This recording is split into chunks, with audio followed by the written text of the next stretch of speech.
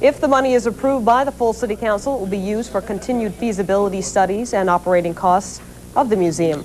Part of the Freezes building downtown. Project organizers say the building would be an ideal location for the museum. It's a great location in several ways. One, it helps with the downtown revitalization. It also is right there on Main Street, so it has that very central location. It's near the parking garage, so it helps with the utilization of that and reminding people that it's there and available to people. It's next to Pickering Square, so there's possible outdoor activities there. The museum will occupy 22,000 square feet of the Freezes building, and organizers say they now need to raise approximately $4 million for this project, and they'll be starting a fundraiser soon. The agreement says museum organizers must raise $1 million by December 31st, 1999, another $1 million by June 30th, 2000, and open the museum at the end of that same year. Everyone who spoke tonight gave heartfelt reasons why we need a children's museum, maybe the most poignant from the heart of a sixth grader, Tyler Dean. Families need to spend more quality time together. A children's museum would be a great way to start. The Freezes building is perfect for one, and it's a good location. The Children's Museum would give kids something positive to do. They would learn and have fun at the same time. Members of the museum committee say the next step is to hire a professional fundraiser. If you'd like to help, call 947-5596. With the council's approval tonight, museum organizers now have to start their multi-million-dollar capital campaign. We see it as a twofold value to this project. One, first and foremost, is helping young people. It's an exciting, it's kind of an amusement park for your brain, if you will, and it's great fun for young people. And anyone who's ever been to a children's museum in some other region of the country and comes back to Bangor says, we need something like that here. So that's the initial excitement about it. But secondarily, but equally important, the business community and civic leaders are coming around this project because they see the value of what's now termed cultural tourism for economic growth of the region. During the summer months, there are, of course, millions of folks who come down to Acadia Park, and drawing a few of those folks here to this area would be dramatic for the whole region and more locally for some revitalization to our city itself. So it's really an exciting project in both those ways: economic development, children's growth, and economic growth. Welcome back, everyone. We're talking with Sean Faircloth tonight. He's the project director for the proposed Children's Museum for Eastern Maine. And Sean, we had initially talked about your initial goal of $55,000 for the feasibility and request for proposal. Where do you go from there after you have that study done? That will help determine how much money we need to raise. For basis of comparison, most of these children's museum projects are a multi-million-dollar effort. So it's no small undertaking, that's for sure. And an indoor river, all in the name of children. As Dinah Lopez tells us, Display Concepts is finishing the exhibits for the Eastern Maine Children's Museum. This is something that will be great for generations to come, and that's what this whole project has been about and will be about. Display Concepts is building 6,000 square feet of exhibits for the new Children's Museum. But it's clear here today, too, that they're more than just exhibits. Kids will be able to climb up from the first floor of the museum up to the second floor. This will be one of the most popular activities in the community. They're not made just to look pretty. They're actually made to be as interactive as we possibly can. That's cool. I like to be for lunch. Their capital campaign has raised more than $3 million and needs just $900,000 more to reach the goal. Here at the vast workshop of Display Concepts in Trenton, you'll find an indoor river, a giant head, planetarium, beaver's lodge, and nature's egg, all hatched from the imagination of area children and parents for the Eastern Maine Children's Museum. People like Murray Calloway, who helped come up with the idea of the nature trail exhibits his children now romp through. Just watching them and seeing the kinds of things that they're interested in and the kind of joy and fun that they get out of the outdoors. It took the creative artisans at Display Concepts to make those ideas take flight and soar. The kids will be able to climb up to the second floor of the museum through this giant tree. The fabricated bark looks and feels like the real thing. Kid testers agree. Exhibits like this boat, based on a children's story, rock. I think I'll go to the museum with all my family, and I think I'll do everything. Just as river rocks get worn with time, museum creators hope these exhibits do too, through generations of use from Maine families. In Trenton, Shelley Pullen, News 7. Where do things stand as we get closer and closer to the opening of this museum? Well, dreams are coming true at this stage. We're actually building the exhibits. I should say Display Concepts in Trenton is building the exhibits for this museum, and that's really a remarkable thing. There's folks like, and there's many I could name, but Janice Talbert, a woman in this community, lives in Hamden, came up with an idea, say let's have something that teaches about human anatomy and have a giant human body. And now they're actually making this giant human body, so these things are actually coming true. I know this has been years and years in the making, and kind of nice to actually see this thing coming to fruition now, isn't it? Oh, it's amazing, the work and effort that people have put in. Murray Calloway, who's on the Children's Museum board, and talked about the nature trails idea, and now we see the river that's actually going to be made indoors for the kids to work with and play in. It's amazing. Well, we had a chance a few weeks ago to go up to Trenton to Display Concepts and see what's going on, how far along in the process they are. And Sean, you can tell us what we're seeing as we look at that video. In the first floor, the climbing structure, there'll be a giant egg that kids can go into. And to climb up this climbing structure, there'll be actually 2 parallel tiers to it. And it will poke up through the ceiling and up into the second floor. Wow. So really remarkable, and something pedestrians can see from Main Street. This is the river, again visible from Main Street in Bangor. We're going to have, for those who've been to Children's Museum, what's called a water table, but really it's an indoor river. So in January, kids will be able to go, that's the river there, the layout for a larger part of the river, so you see how long it is. And kids will be able to make their own hydroelectric power in this river. And that's the lighthouse. And you should see this lighthouse in person. That's only halfway done there.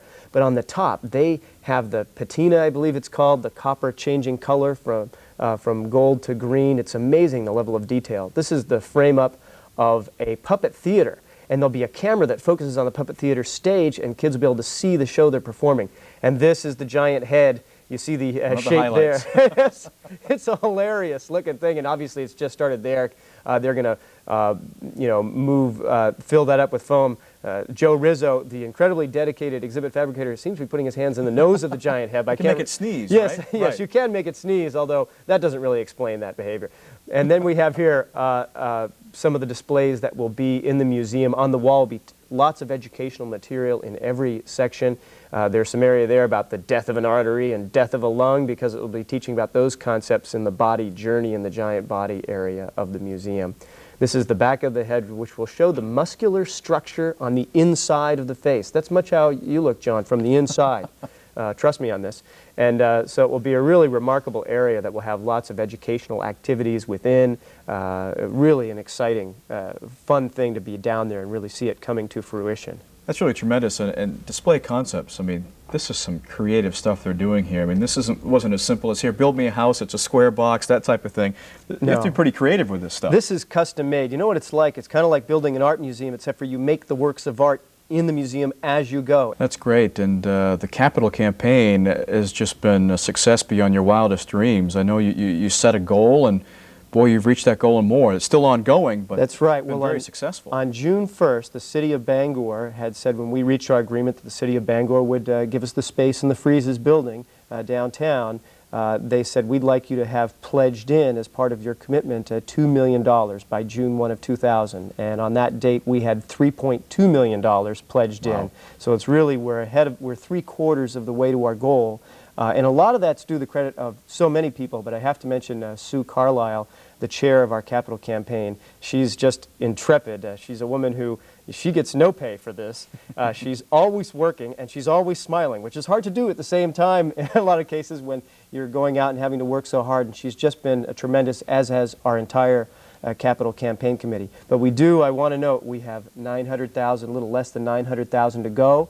That's 1/4 of the way yet to go. The home stretch is in sight, but we need that help. We need to hit that final mark. There'll be 7 paid positions there, but it's really going to be the volunteers, isn't it, who will help this thing run, make this thing run? As it has been from the beginning. I mean, the community effort, people like the president of our board, Alan Cummo, he's spent, I don't know, thousands of hours, volunteer hours, not a dime in pay for this project. For years. I mean, this has been 3.5 years, which is what we planned on from the beginning, that his efforts have gone to this, as have our entire board. And that level of commitment is really remarkable, because I feel a lot of times people say, community, and it becomes kind of a cliche to talk about community. Sure. But this really has happened in Maine, where people have come together to do this, and we've met our mark and done fantastically well. Are you ready for the onslaught? I mean, I'm not sure how many people you can put in there, but this is one of the bigger things we've seen here in Eastern and Central Maine for a long time. We've talked a lot about that process, and one thing that we're going to do is have volunteers and staff ready at the door when the museum first opens, and really have a clicker count, and at a certain point say, we're going to have to not admit more after a certain time. And by the way, that's not the norm in children's museums. I mean, as people get to know it, Sure. It becomes part of the community. But you're right. I think when we very first open, there may be quite a number of people there, and we're just going to have to limit it based upon what we feel is the appropriate capacity within the building, so people can enjoy their first experience at the museum. Well, I know the excitement level is building. They contacted the Children's Museum in Bangor. As you can imagine, corporations are asked to fund many different things, and we've tried to focus on education, environment, and economic development themes. It's on the first floor of the museum. You can see it just as a pedestrian walking by. It's going to have a real enlivening effect on downtown Bangor. It's still a work in progress, but by January, the river exhibit will flow in here thanks to $100,000 in donations. It's really one of the most dramatic, what they call water tables in the children's museum industry around the country. It's over 20 feet long, and it's beautifully crafted. In order to learn, students need to participate. Kids enjoy a golden moment to play in Booktown, waiting for the day the exhibit's open to everyone. In Bangor, Josie Guarino, News Center. There's no doubt about it. It has something for everyone. That's why it's now known as the Maine Discovery Museum. It got so cool, we changed the name. Maine Discovery Museum. Maine Discovery Museum is for children, definitely, but it kindles in all of us a sense of discovery and a sense of wonder. The celebration of a dream is going on right now in Bangor. And is it different from other human body exhibits in other museums? Yes, it's very unique. Everything here has been custom made specifically for this museum. The head was custom carved, the heart was created custom for this project. There are 3 floors here. We're up on the 3rd floor, and we're going to be taking you to look at a lot of the fascinating exhibits. Like we've been saying, this museum is very interactive. Ever try to make a basket with almost like a vacuum hose and a ping pong ball? Well, I tried. I can't do it. Maybe you'll have better luck. You can try this out while you're here, and we're going to check out a different room right now. We're going to go in there in a few minutes, but it's almost like making your own home video, music video. You can do crazy things in front of that projector, and it shows your image in different colors, and you can throw things and change the color. It's pretty fascinating. We'll check out that, but you know, we couldn't do justice to the Children's Museum unless we looked back at the past and said goodbye to an old friend while we were doing it. The Freezes sign lit up downtown Bangor for most of the 20th century. A. Langdon Freese opened it up first as a men's clothing store in 1892. Well, this is the early Freezes, and you can see where it started out as, you know, one building and it kept spreading. Freezes became the place to go. It was more than a department store. It was a place for parents and children and friends to meet for a day excursion, to shop for just about anything. When I was a kid, the neatest thing was every year at when you went to get your school clothes. You always went to Freeze's and to the boys' department, and the big treat was to go to the lunch counter, and the same lady was always there and always called you Dia. And she was there for, I bet, 30 years, but I remember sitting at that lunch counter. Every time you went to Freeze's, it was a big treat. It was really neat. When the store closed in 1985, it left folks like Steve Robbins with just their memories. And there are lots of them out there. I came to Bangor in the late 1950s, early 60s, and I can remember Freeze's was the place to go to when you wanted to shop for an Easter outfit and you really wanted to be the classy lady on the block for Easter. And I can remember going there and getting this incredibly beautiful lavender tweed suit with a hat that was just to die for. I knew I was going to be the hit of the Easter parade. You don't know anything about Easter parades, but anyway. Hats. Oh. Hats. In those days, everybody had to wear a hat. And you know, you could get one with a big brim, or you get a little dinky one that came down on your forehead, or one that sat back. All kinds of hats. It was also a place where thousands of Maine kids met Santa for the very first time. First time I met Santa Claus was at Freeze's. The first escalator I ever rode, the first elevator I ever rode happened at Freeze's. It was the place for everybody in Eastern Maine. And if all goes as planned, it will be once again.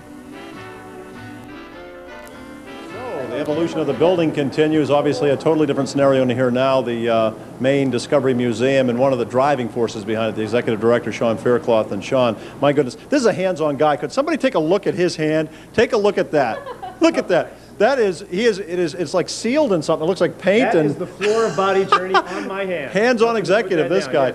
Yes. Sean, a lot of people involved in this. Let's talk about that, the people that have spent the time and made the sacrifices to make this beautiful facility. Well, it's almost been 4 years of a volunteer effort, incredible effort by the people in this community. I also just want to mention the people who work on this project, people like Robert Sanborn, who's been working on this for years, and the effort that they have put in has just really been fantastic. And the staff of the museum, we now have a staff of 7 educational programs, and I could not ask for better or more professional people to make this great facility. They're going to need a lot of help. All the time. Hey, if you want to run a sound studio, I bet you some people at WABI could help us out there.